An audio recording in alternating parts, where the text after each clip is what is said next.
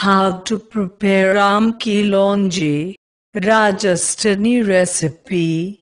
Ingredients: 1 cup raw mango, peeled and cubed.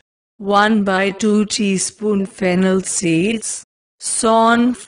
1/4 teaspoon nigella seeds, kalonji. 3 teaspoon coriander, dhania powder. 1 teaspoon chili powder. 1/4 teaspoon turmeric powder. Haldi. 1/3 cup sugar. 2 tablespoon oil. Salt to taste. How to method. Step 1. Heat the oil in a pan. Add the fennel seeds, nigella seeds and mango pieces and saute for 2 minutes. Step 2. Add the coriander powder, chili powder, turmeric powder, sugar and salt with 4 tablespoons of water. Stir and simmer till the sugar has dissolved. Step 3. Allow to cool completely.